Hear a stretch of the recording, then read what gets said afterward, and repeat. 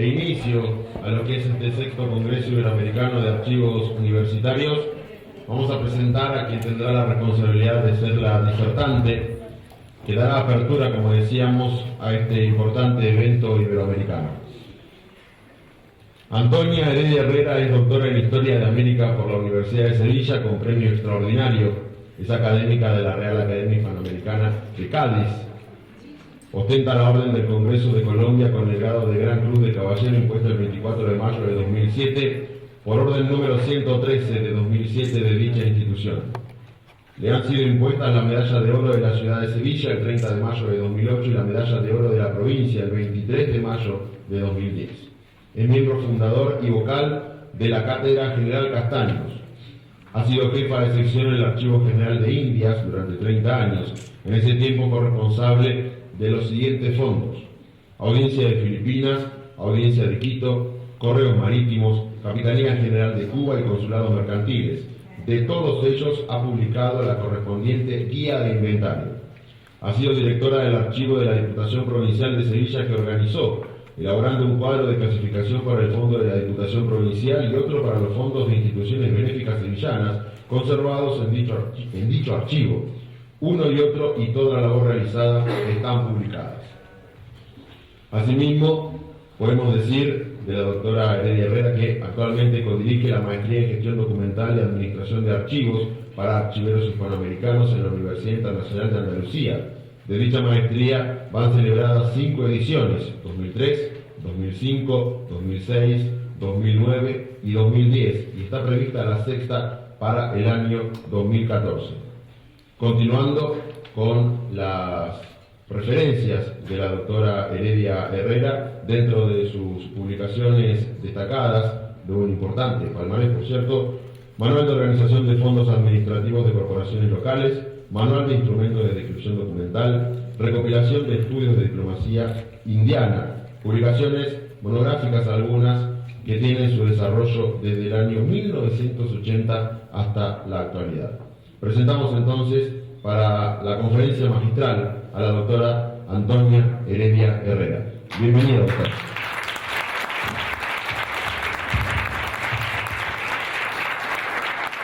Aplaudir al final, que todavía no me había oído. Bueno, muchísimas gracias a los organizadores de este congreso por haber tenido la deferencia y la benevolencia de invitarme a participar a este congreso y darme la satisfacción de llegar hasta Calafate, que era uno de los objetivos de mi vida. No quería morirme sin ver el Perito Moreno, y estoy aquí viendo el Perito Moreno, que me ha impresionado y me ha llenado de felicidad. Entonces, muchísimas gracias a los organizadores y sobre todo a Adriana Casati, a la que conozco ya hace muchos años porque fue alumna nuestra en el Máster de Gestión Documental y Administración de Archivos de la Universidad Internacional de Andalucía. Desde entonces he tenido la suerte también aquí de encontrarme con muchos participantes de ese máster, y para mí esto es una reunión extraordinaria. Así que muchísimas gracias. Bueno, yo voy a tratar de hablaros de los servicios de los archivos universitarios y de su gestión de calidad. Trataré de hacerlo a través, primero, de contextualizar lo que son los archivos universitarios y los archiveros de esos archivos universitarios. En segundo lugar, trataré de acotar lo que son los servicios que han de prestar esos archivos universitarios y, por último, referirme a la administración, cómo han de administrarse esos servicios a través de lo que hoy se llama gestión de calidad. No hay archivos universitarios esencialmente diferentes de los de otras instituciones. Esto es una verdad de Pedro Julio. Otra cosa será la especificidad del respectivo sistema de archivos, de una universidad y de sus redes, porque lo que no puede ser de recibo es un único archivo universitario y además con el marchamo de historia. De ser así, tendrían justificación una serie de calificaciones que se usan para los archivos que personalmente rechazo, de archivos activos, archivos actualizados, porque si se produce para ese archivo esa calificación, ese archivo universitario, al carecer de actualización por ausencia de referencias regulares, estaría dejando de ser el archivo pertinente de cualquier universidad. Acabo de afirmar, refiriéndome a los archivos universitarios, que esencialmente, insisto en lo de esencial, no son distintos de otros archivos, sin perjuicio de rasgos identificadores propios, como pueden ser la vinculación a instituciones universitarias, que son los productores de sus respectivos fondos, y la información específica transmitida por sus documentos. De aquí que para ellos las funciones archivísticas requieran los mismos principios y exijan metodologías similares a las realizadas en cualquier archivo, de tal manera que la identificación será reconocimiento, exigirá formalización y trascenderá tanto a la clasificación, a la descripción y a la valoración, lo que no va a impedir es que el cuadro de clasificación de su fondo sea diferente del cuadro de clasificación de un ayuntamiento, que los resultados informativos de la descripción, sujetas a las mismas normas, afecten sobre todo al entorno universitario, que los procesos de valoración no se distancien de los practicados en otras instituciones, aunque el producto final obtenido de dicha función no pueda ser otro que el calendario de conservación o la tabla de retención que necesariamente afectarán, en vuestro caso, en vuestros archivos universitarios, a las series documentales del fondo universitario.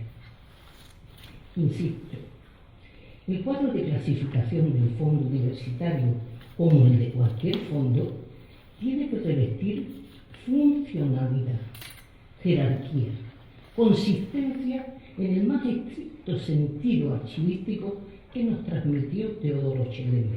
Es decir, que en dicho cuadro, en la columna o nivel de funciones, no se reconozcan y representen sino funciones, y en la columna o nivel de la serie no se reconozcan ni representen sino series, y que para el reconocimiento de una y de otra las denominaciones respectivas han de ser pertinentes, no discrecionales. Así, una función no puede ser gestión universitaria, porque su amplitud y generalidad competencial supera el ámbito de una función específica y concreta, ni tampoco alumno puede ser el nombre de una serie. Además, para el fondo de cualquier universidad debe existir solo un cuadro de clasificación, funcional y orgánico a la vez, que no tiene por qué ser la reproducción del organigrama de la universidad. Otra cosa es la conveniencia de normalizar el cuadro de clasificación de los fondos de universidades. No tiene sentido que cada universidad cuente con un cuadro de clasificación de fondos diferente del de otra universidad, cuando las competencias, las funciones, las actividades o procesos, los procedimientos administrativos y por tanto su testimonio documental, que no son sino la serie, son semejantes. Y esto no quiere decir, cuidado, que para la clasificación de todos los archivos de un país, y yo eso lo oigo continuamente en muchos sitios cuando vengo por aquí, exista un cuadro general de clasificación archivística. Eso no existe, ¿eh? Es que no puede existir. Otra cosa es que la metodología para elaborar los cuadros de clasificación sea semejante. La metodología, pero no el cuadro. Y no quiero abandonar mis referencias a la clasificación sin dejar de aludir a la pluralidad de clasificaciones, que no una sola, practicadas por los archiveros, sin perjuicio de que cuando hablamos de clasificación de documentos, prioritariamente nos refiramos al cuadro de clasificación del fondo. Pero existe otro cuadro importante, el de los fondos y colecciones de archivos universitarios. Este segundo sí suele ser diferente de unos archivos universitarios a otros. Otro tanto, a efectos de normalización, ocurre con la función de valoración. Tampoco tiene sentido que cada archivo universitario elabore y apruebe una tabla de valoración para una serie que se repite en todas las universidades. Sería el caso de la serie, por ejemplo, de expedientes de alumnos, dentro de la función de gestión de alumnos, expedientes de becas, perdón, dentro de la función de gestión de alumnos. Redundo el expuesto sobre la similitud de los archivos universitarios con otros archivos.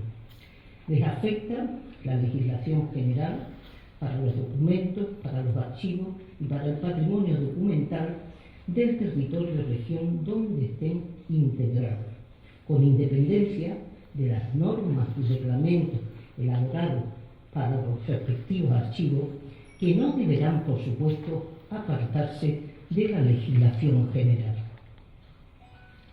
Todo lo referido no hace sino evidenciar que la archivística, sus principios, sus avances y desarrollo manifestados en la gestión documental no pueden revestir características sustanciales distintas, de tal manera que difícilmente podremos abanderar una archivística universitaria y una gestión documental diferente para las universidades. Insisto, todo esto supone que los cambios reconocidos en la archivística han de asumirse en los archivos universitarios y por sus archiveros responsables. Ni que decir tiene que resaltan como cambios más llamativos los referidos a la incorporación a las nuevas tecnologías, pero hay otros cambios más específicos favorecidos precisamente por las nuevas tecnologías. Como más significativo y por lo que afecta a los servicios, que es de lo que vamos a hablar aquí, creo que se pueden señalar dos. En primer lugar, y esto es importante, la integración de los archivos como unidades de gestión en las organizaciones, en nuestro caso en las universidades, lo que ha de determinar una gestión documental transversal asumida y respaldada por la propia universidad. La universidad es responsable de la gestión documental, de una manera corresponsablemente con los archiveros. Mucho más allá, esa gestión documental tiene que ir más allá de la que hasta ahora hemos practicado puertas adentro de los archivos y solo por los archiveros. En segundo lugar, la apertura del servicio de los archivos no solo a los investigadores, que parece que eran nuestros clientes, nada más que ellos, sino a todas las unidades de la propia universidad, a los alumnos y a cualquier ciudadano, de mano de la globalización, de la interoperabilidad y de la uniformación.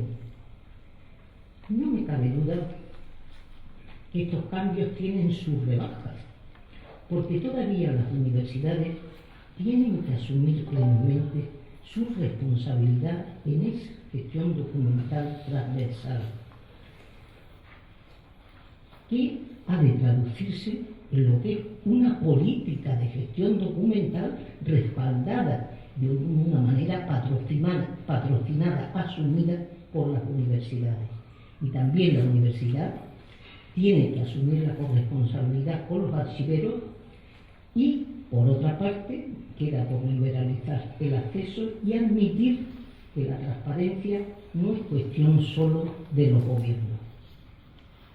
Todos estos cambios han de afectar necesariamente al ejercicio profesional del archivero universitario y también a los textos reglamentarios y normativos específicos que se vayan elaborando. A estas alturas, cualquiera no puede ser archivero universitario, ni porque tenga una afición a los papeles, ni porque lleve muchos años adscrito al archivo de su universidad, ni siquiera porque sea historiador. Estamos en una encrucijada en la que los archiveros tienen mucho que ganar, pero también mucho que perder. Todo va a depender de que no dejen pasar el tren de la oportunidad en momentos donde está implantándose la administración electrónica, porque en ella el archivo del archivero juegan papeles decisivos. Los archiveros universitarios, como el resto de los archiveros, han de tener una formación suficiente y pertinente. Hoy creo que nos faltan los cursos, la diplomatura, los cursos de expertos online. Muchos textos de la bibliografía archivística pueden recuperarse en Internet. No puede, por lo tanto, haber una excusa para una formación actualizada que no se quede en la superficie de los documentos electrónicos y de los repositorios digitales, sin previamente agotar al documento de archivo a partir de reconocer cuáles son sus atributos. Será un error empezar por la digitalización, argumentando modernidad, como más de uno pretende, sin tener claro qué es un archivo y qué es, insisto, un documento de archivo incluido en electrónico, sin distinguir entre creación y producción, identificando al autor con el productor y con el creador, llamando colección al fondo documental, afirmando que los valores documentales se atribuyen a los documentos por los archiveros. Los valores documentales los tienen los documentos. Son los archiveros los que tienen que reconocer esos valores. Los archiveros no tienen atribuciones para dar valor a los documentos, pero se dice eso, dando nombre a una serie como un escritor, no reconociendo el papel de la transferencia a la hora del funcionamiento y, por tanto, de la fluidez de un sistema de archivo. Para mí, una de las cosas importantísimas es la transferencia. Juegan un papel decisivo. Ya hablaremos algo más de la transferencia.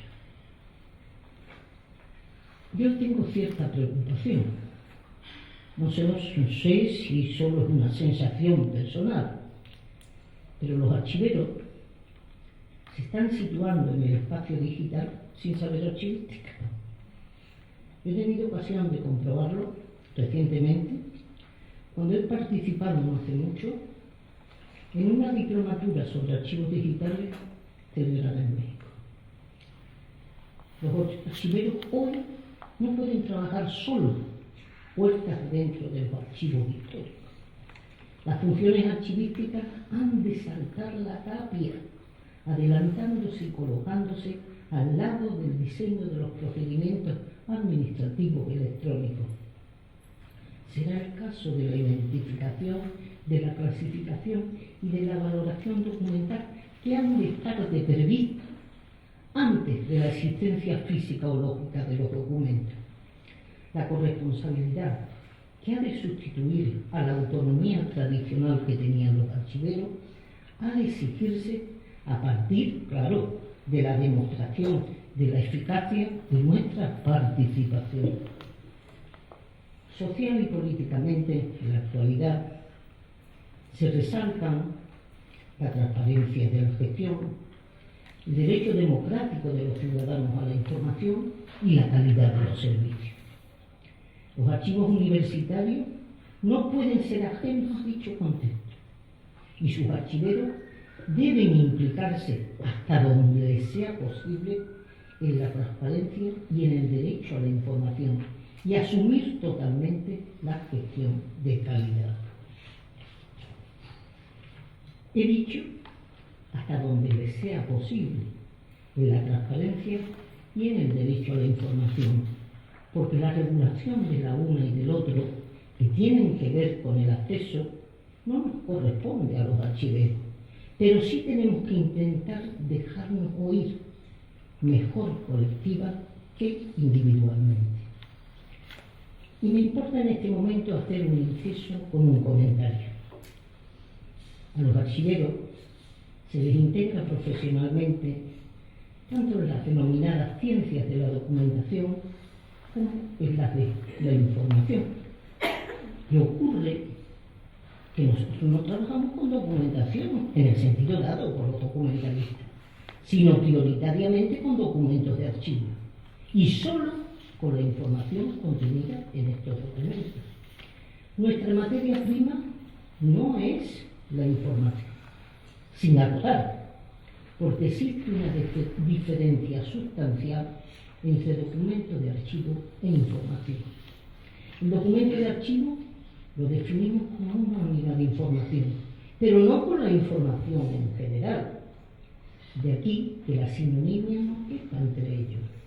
De hecho, la información puede desligarse del documento, existir sin él, cambiar, ampliarse, rectificarse, actualizarse. El documento de archivo, en cambio, está ligado a una información concreta que no puede variar. Y si la información la modificamos, daríamos lugar a la transgresión y puede que algún archivero hasta fuera a la cárcel.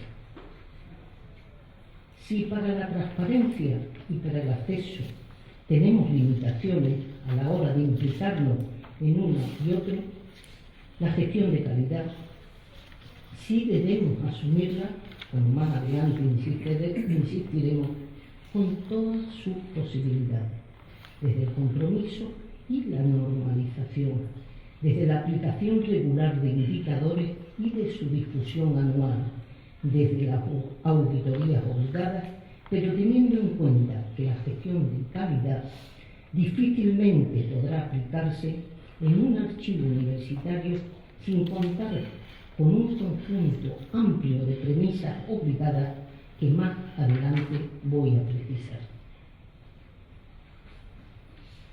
Dando por sentado que la gestión de calidad se centra en los servicios ofrecidos a los usuarios, aunque no excluye otras funciones, vamos a revisar la diversidad de los facilitados por los archivos universitarios, su medida y cuantificación, situándonos en la gestión documental. Y tengo que volver a insistir que los servicios de los archivos universitarios responden a los mismos parámetros de cualquier archivo. Y los indicadores para su medida tampoco pueden ser diferentes.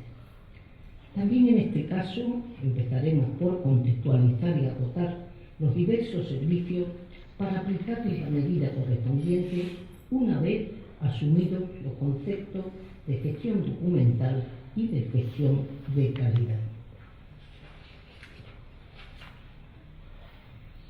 El servicio de cualquier archivo no puede centrarse sino en sus productos esenciales, hoy llamado el lenguaje de los economistas sus activos, que no son otros que los documentos que custodia y la información en ellos contenida, además de la información sobre los otros recursos archivísticos.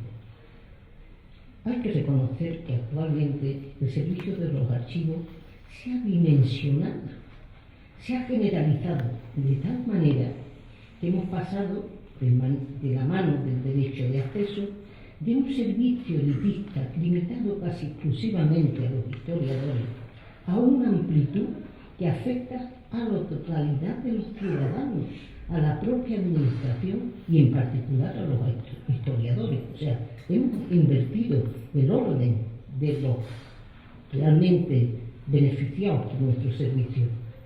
Es significativo a este respecto que aquella reserva ha sufrido un notable cambio social que nos ha llevado a dos cuestiones importantes: al uso de usuarios o clientes para los beneficiados por nuestros servicios y al ofrecimiento de nuestros servicios sin esperar la demanda de los mismos. Antes, siempre teníamos que esperar que un historiador fuera a pedirnos algo. No, ahora no tenemos que esperar a que nos lo pidan, tenemos que facilitar esos servicios. Y hay una tercera cuestión importante. Los servicios de información, denominados de referencia en algunos archivos españoles, están superando la consulta o facilitación física de los documentos. No hace mucho estuve en el Archivo General de Indias, en mi ciudad, en Sevilla, y me comentaban eso mis colegas, mis compañeros, que había un servicio de referencia, un servicio de información, de demanda de información superior a lo que era el ofrecimiento de los documentos en la sala de investigación de ese archivo. En esta situación, las nuevas tecnologías, por supuesto, juegan a nuestro favor. Es el caso del ofrecimiento de los documentos digitalizados a los usuarios sin límite de tiempo y de espacio. Ya lo hemos dicho, servicio de los documentos que no puede ir más allá de los custodiados. Claro, fijaros, o sea, nosotros no podemos servir más documentos que los que tenemos en nuestro archivo. Fijaros la importancia que cobran las transferencias. Si no tenemos transferencia, el archivo se queda, o sea, no puede ofrecer esos documentos que no se han transferido. Y, por una parte, como digo, no puede ir más allá de los documentos custodiados y hay un servicio de la información contenida en esos documentos. Y ya vimos que documentos e información son realidades diferentes. El documento puede estar ahí, reconocible, localizable, pero la información que nos piden los usuarios casi siempre hay que elaborarla. Y además hay diversas manifestaciones en su ofrecimiento y no todas exigen los mismos requisitos ni el mismo trabajo para el archivero, ni las mismas bondades para el usuario. De aquí la necesidad no sólo de su cuantificación, sino de su distinción y normalización, de su medición para una estimación acertada si de calidad estamos hablando. Trataré de ser breve en este caso, por razones de tiempo y porque existe bibliografía al respecto a la que podéis acudir. El primero y más importante servicio, obviamente, es el de los documentos, como acabo de decir, que presenta dos opciones, lo que se llama la consulta y lo que se llama el préstamo, acotadas en principio, una y otra modalidad, en razón de los usuarios. Para la consulta los usuarios son los ciudadanos. Para el préstamo, solo el usuario es la propia administración, en vuestro caso, la propia universidad. La consulta también la hemos referido, hay consulta de documentos y consulta o servicio de la información. Veamos. La consulta es un vocablo habitual en la terminología archivística hispana y en la brasileña. La hemos utilizado continuamente a la hora de medir el funcionamiento de un archivo al elaborar las memorias anuales que solemos hacer. Pero pese a ser su uso tan habitual, su concepto difiere cuando se confunde con un préstamo. También su medida y sus denominaciones varían. Por otra parte, el término en sí no deja de producir insatisfacción, porque sus definiciones no testimonian el trabajo del archivero, sino el del usuario. Así, de hecho, el término común consulta, si recurrimos al diccionario de la Real Academia Española, nos dice que es la acción de consultar, que en nuestro caso en la acción de consultar los documentos por los usuarios, que para nada transmite el trabajo que supone para el archivo ni para el archivero.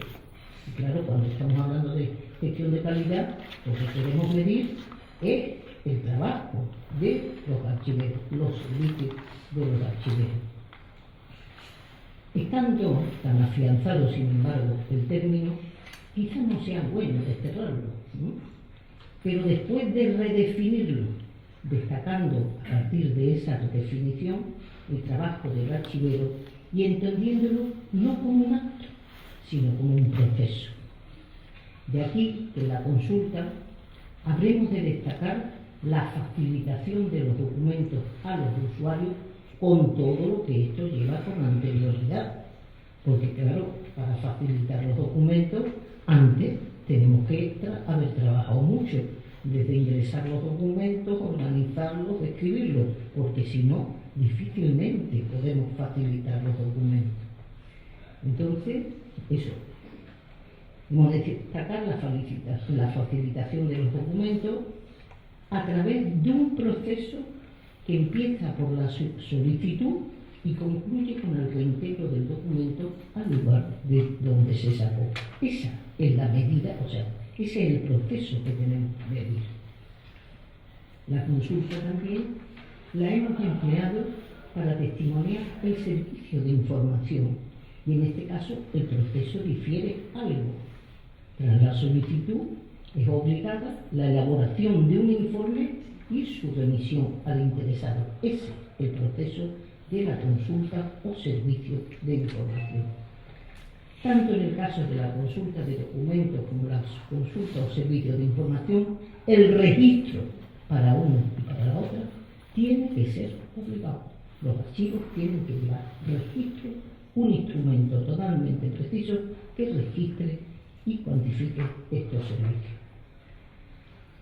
Siendo las consultas, si alguna u otra, la manifestación más importante del servicio de cualquier archivo, su responsabilidad corresponde al archivero. Sin embargo, no deja de ser evidente que la ejecución de buena parte del servicio de los documentos resulta tan mecánica como rutinaria cuando se da por supuesta la correcta organización y descripción del fondo o los fondos, en su caso colecciones, de archivos. Si esto es así, lo puede hacer cualquiera el servicio de los documentos. Y puede llevarla a cabo cualquier subalterno, cualquiera que no sea archivero. En cambio, no ocurre igual con el servicio de la información, que requiere elaboración especializada para contestar a esa solicitud de información. Entiendo, que sin dejar de ser una opinión personal, que a la hora de la gestión de calidad será conveniente distinguir las dos modalidades de consulta, cuantificándolas por separado. La consulta de los documentos hoy se dimensiona y se hace inmediata en el espacio digital, pero exige para los documentos con vigencia administrativa un control de acceso al hilo de la regulación de la transparencia administrativa en cada país, y para los documentos de conservación permanente nos exige portales y proyectos de digitalización. El servicio de los documentos, aparte de la consulta, tiene una segunda e importante manifestación, el denominado préstamo, acotado por el tiempo, el espacio y el usuario. Así tiene lugar dentro de un plazo establecido, con exigencia del reintegro del documento, y suele llevarse a efecto dentro de la propia institución, en nuestro caso la universidad, siendo el usuario habitualmente limitado a las unidades de la propia universidad. No se hace el préstamo a los ciudadanos. El préstamo, siendo servicio de los documentos que no de la información, supone para una gran mayoría una exclusividad con relación a los usuarios a partir de un objetivo único. Los préstamos se articulan, se llevan a cabo precisamente para facilitar la gestión administrativa de las instituciones. De aquí el calificativo habitual en España, cuando hablamos de préstamos de documentos, de llamarlos préstamos administrativos. Con todo, hoy pueden reconocerse variantes de préstamos, los que solo afectan a los documentos administrativos y a los productores de estos, con la salvedad de otras unidades administrativas de la propia institución debidamente autorizadas, nunca, como acabo de decir, a personas privadas. Y en segundo lugar, los préstamos. Hay préstamos también que afectan a los documentos históricos, o los documentos, me gusta más hablar de documentos de conservación permanente, con fines de restauración, de reproducción o actividades de difusión para exposiciones y cuyos usuarios, ya sean privados o públicos, han de estar debidamente autorizados para tal efecto. Para los primeros se utiliza préstamos, cuando es los préstamos a la propia administración, a la propia universidad, y para los segundos, en España, en algunos reglamentos de archivos, se habla de salidas temporales de documentos. De acuerdo con lo expuesto, una definición para préstamo podría ser la modalidad de gestión de los documentos que supone su salida temporal para fines administrativos o para fines de difusión o de conservación.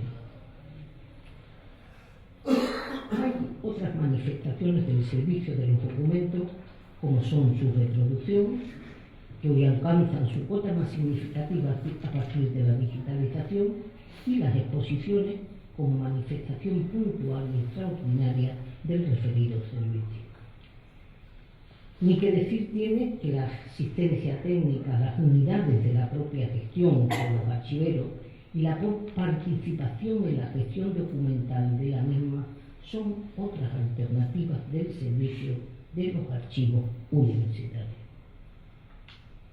Al hablar de calidad, he centrado la atención en los servicios a los usuarios, pero para que estos sean eficaces, generalizados y rentables, existen funciones archivísticas con procesos acotados que también están afectadas por la gestión de calidad.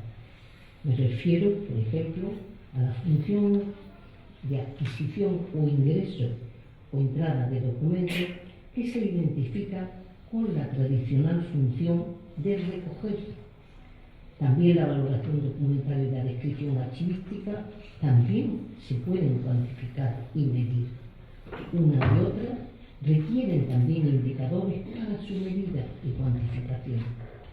Importante, por ejemplo, para la función de ingreso es el proceso de transferencia al que ya aludido, que además de ser regulares y afectar a todos los documentos que produce la institución, no se pueden transferir solo los documentos que hay que tirar.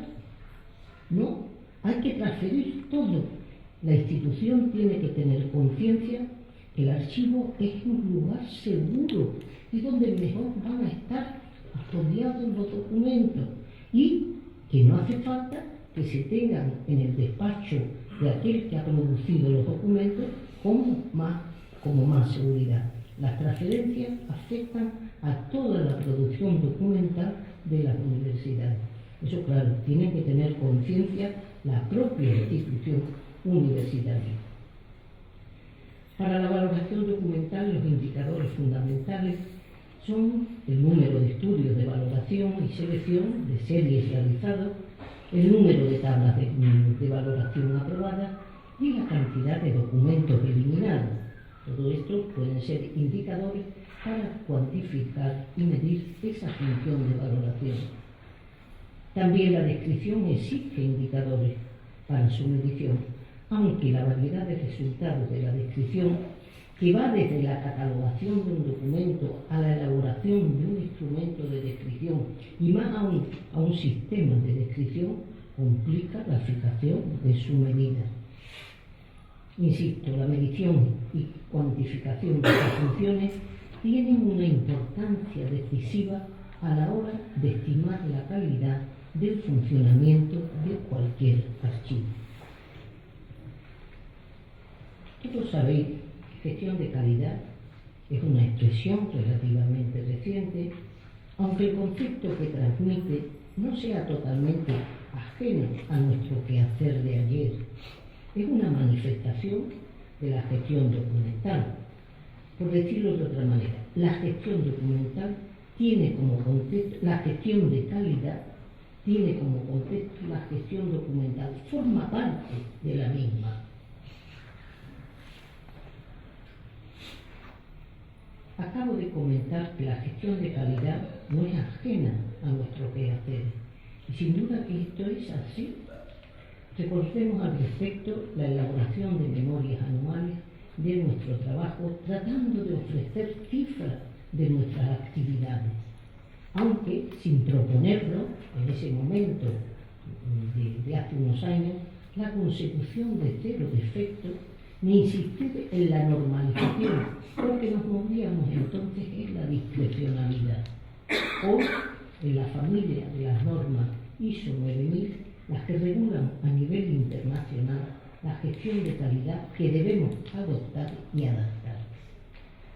La gestión de calidad viene a perfeccionar nuestro trabajo archivístico, cuantificándolo y midiéndolo regularmente, insistiendo particularmente en los servicios ofrecidos, buscando cero defectos, es decir, la excelencia. La traba fundamental estriba en que la gestión de calidad no puede empezar a aplicarse a partir de la realidad de más de un archivo y de su contexto. Así, las relaciones de cualquier archivo con el resto de los del territorio deben estar establecidos a partir no solo del sistema de archivos del territorio, sino también del sistema de archivos de la propia universidad. Porque, como os dije al principio, no tiene sentido hablar de un único archivo histórico universitario. El reglamento para el sistema archivístico universitario será fundamental para fijar los entresijos de la gestión de calidad, aparte de fijar un vocabulario que habrá de respetar. La gestión de calidad en sí misma no debe suponer un trabajo añadido a las funciones archivísticas inherentes a la gestión documental. Ahora bien, para que esto no suponga un implemento, existen unas exigencias previas que, de no estar superadas, supondrán un esfuerzo que difícilmente asumiremos. Esas exigencias o requisitos son, entre otros, los siguientes. Primero, la normalización como marco, empezando por la normalización del vocabulario y de todas las funciones archivísticas. La gestión de calidad no es posible sin la normalización. En segundo lugar, asunción por parte de todo el personal del archivo de un programa de gestión de calidad que debe estar integrado en el plan de gestión de calidad, en este caso de la universidad. En tercer lugar, aprobación del reglamento del archivo, en el que estarán denominados y definidos a partir de las funciones cada uno de los procesos archivísticos.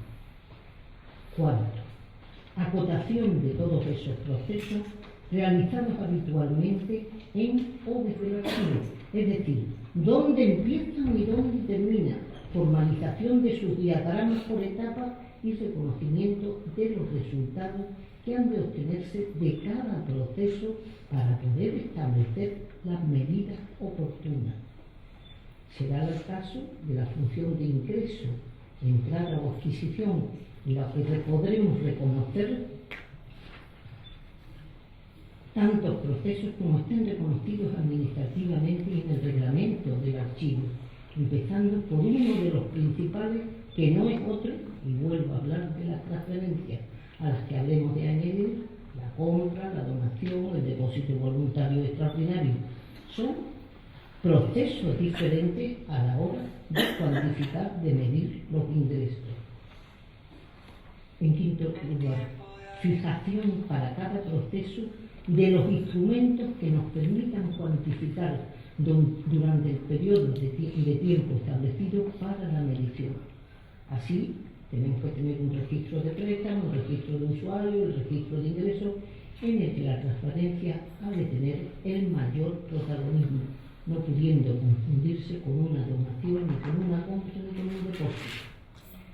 En sexto lugar, fijación, elección y denominación de los indicadores o unidades de medida, sin multiplicarlos, ¿no?, que nos permitirán medir el avance, estancamiento o retroceso de nuestro trabajo de un año con relación al siguiente, o de comparar el trabajo de un archivo universitario con el resto de los archivos universitarios, de tal manera que no pueda confundirse una consulta con un préstamo con otro caso. En séptimo lugar, establecimiento del plazo para la medición, que como más recomendable suele ser de un año. En octavo lugar, el establecimiento de los porcentajes. En noveno lugar, elaboración de la correspondiente carta de servicio, que en ningún momento puede limitarse a un díptico rístico de propaganda enumerando funciones y servicios teóricos. La carta de servicio es el documento que establece un compromiso firme del archivo con el usuario, en el que se reconocen los derechos que le son debidos y las exigencias a las que dan lugar. Y por último, sometimiento a las auditorías externas correspondientes, que nos darán la cualificación de la gestión documental. Todo esto es gestión de calidad sin más, que sin embargo puede encontrar una barrera infranqueable a partir de fondos desorganizados y deficientemente descritos. Ahora bien, la gestión de calidad no puede ser gestión de un momento, al final del año, como ocurría cuando elaborábamos nuestras memorias anuales. Debe acompañarnos a lo largo de todo el año como algo inherente a nuestro quehacer archivístico de todos los días. No sé cuántos de vosotros estáis comprometidos en el ejercicio de la gestión de calidad. No sé qué experiencias conocéis, qué bibliografía habéis ya utilizado y qué trabas encontráis como las más disuasorias para esta implantación de la gestión de calidad. Soy consciente que podéis plantear reservas y sobre todo dudas. Creo que soy consciente. Acabo de decir que la gestión de calidad de un archivo universitario debe formar parte del programa de gestión de calidad de la universidad. Pero puede ocurrir que tal programa no existe, que la universidad no tenga programa de gestión de calidad. En este caso, ¿qué hacemos? El archivo y los archiveros universitarios. Entiendo que el archivo y sus archiveros deben diseñar, a pesar de que no tenga la universidad, empujar a la universidad para que tenga su plan de gestión de calidad, pero su propio plan de gestión de calidad, ateniéndose a las normas ISO 9000, aprovechando experiencias existentes que las hay, sobre todo experiencias colectivas, no individuales, colectivas. Creo que en todo no hay que empezar de cero. Muchas cosas están inventadas y no vamos a inventar otras soluciones cuando hay ya soluciones buenas.